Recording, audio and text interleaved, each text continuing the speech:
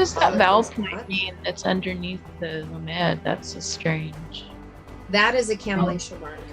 Okay, cantillation mark. That's why. And of course, it has its meanings. It has Right, its I know. meanings. But I haven't memorized those meaning yet. So I'd have to go and do some dig. I'd have to get my book out to tell you what that one is, because I haven't brought that into my translations yet, my personal translations, because I'm still How is that going to be any different than learning the codes on the vowel points or any well, of the other stuff? they all have different And names. is there more information on the cantillation? Because I think they've used the Jews have really used the cantillation, but I don't know that they've used it to study the word. Have they? It's just more to pronounce. Well, right? And the cantillations are for song. So you have Yes. the vowel points for the pronunciation, you have the cantillation marks to sing it. And so if this was in a what do you call them? So would that make the words sound different?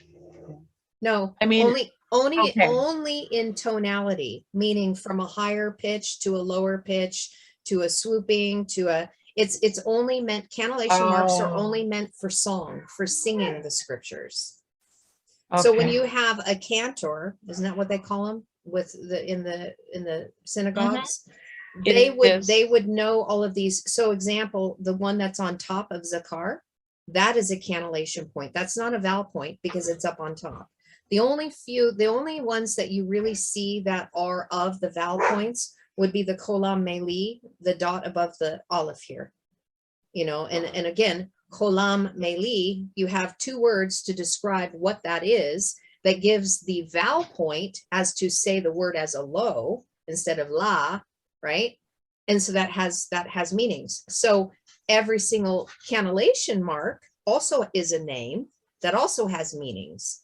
So you have one that is in tonality in song, and then you have the other in the pronunciation of the word. So again, for me, the way I look at it is that, yes, you can learn how to speak it phonetically, and yes, you can learn how to sing it. And there is a frequency intonation as we tone it.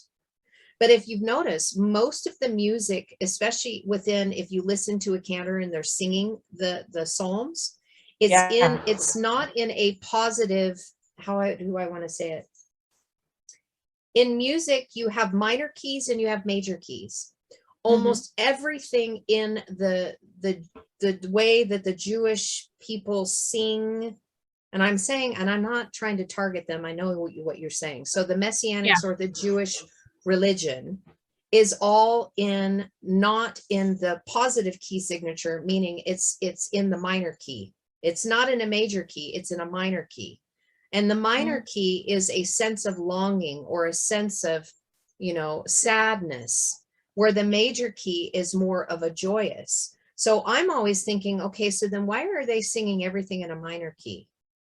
Is that because their heart is in the Bet Lamed position, where there's kind of that anxiety there because they're trying to please God, and there's kind of a sadness because we don't have the temple anymore. We lost our religion. So everything is now shifted into a minor key.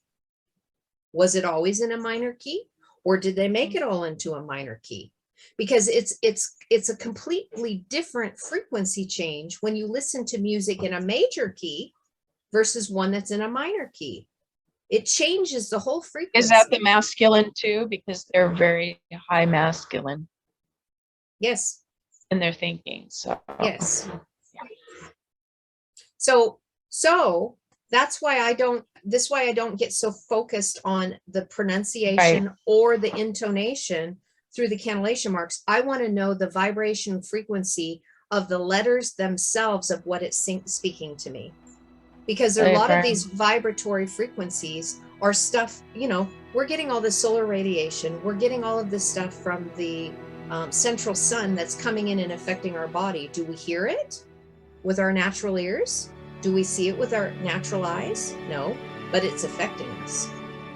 It's the same thing. The language does the same thing because of the high vibration. And we know that these letters affect matter through cymatics. So I'm saying that for other people's benefit that have Uh-huh. it, but also as a Yeah. reminder, as I'm speaking to you, speaking Sure. to me, why we're doing this Mhm.